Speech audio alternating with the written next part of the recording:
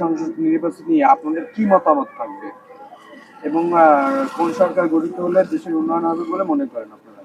দেখেন, এখানে বিগত দিন দল ছিল, এই দেশ চালাইছে আওয়ামী লীগ একবার, বিএনপি একবার, দুইবারই।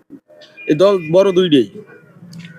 এখন এইটা যদি অন্য দলে এই দেশ চালাইতে পারবে না, চালানোর মতো যোগ্যতা কারো না। এক বিএনপি যদি ক্ষমতায় আসে, এই দেশ চালানোর মতো যোগ্য প্রার্থী কি আছে একটা দলের? সেটা হলে তারেক রহমান। আপনার পছন্দের কোন দল? আমার পছন্দের তারেক রহমান। আমার এই এলাকার সব জায়গায় তারেক রহমানের পছন্দ। এবং নির্বাচনের প্রশাসনের কাছে কি দাবি থাকবে আপনাদের? প্রশাসনের কাছে তো নিরপেক্ষ নির্দলীয় নির্বাচনই হবে। আসন্ন জাতীয় সংসদ নির্বাচন নিয়ে আপনার মতামত কি থাকবে এবং কি দাবি থাকবে? সুষ্ঠু ইলেকশনটা হইলে আর কি ভালো হয়। এবং আপনাদের কি দাবি থাকবে? দাবি থাকবে যে আপনার কেন্দ্রে যেমন সুষ্ঠু ভোট হয়, কোনো গ্যাঞ্জাম না হয়। এলাকার ক্ষেত্রে কি দাবি থাকবে?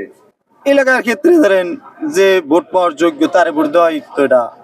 আর প্রার্থী ধরেন যে আর কি লিগ্যাল থাকবে, বিচার হবে, তাদের জন্য আর কি ভালো হইবে। যাতে আমরা সুষ্ঠুভাবে ভোট দিতে পারি, হয়তো 17 বছর ধরে ভোট দিতে পারি নাই, যাই কেন্দ্রে দেখে যে ভোট দেওয়া হয়ে গেছে, কিন্তু এখন যেন আমরা ভোট দিতে পারি, সুষ্ঠুভাবে ভোট হয়, আমরা এই ভোটের আনন্দটা যেন উপভোগ করতে পারি, এটাই তো আমাকে দাবি। আর একটা হলো রাস্তাঘাট, এই উন্নয়ন, এটাই ব্রিজ কালভার্ট। এই জাতীয় সংসদ নির্বাচন নিয়ে আপনার মতামত কি থাকবে এবং কি দাবি থাকবে? দাবি যাতে ভোট সুস্থ হয়, কোনো ভোটে যে কারচুরি না হয়।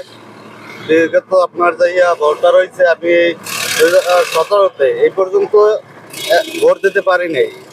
এখন যাতে ভোট দিতে পারি এরকম যেন পরিবেশ তৈরি হয়।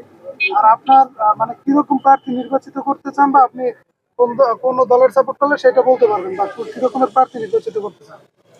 আমি ধানের শীষের করতে সমর্থন করি।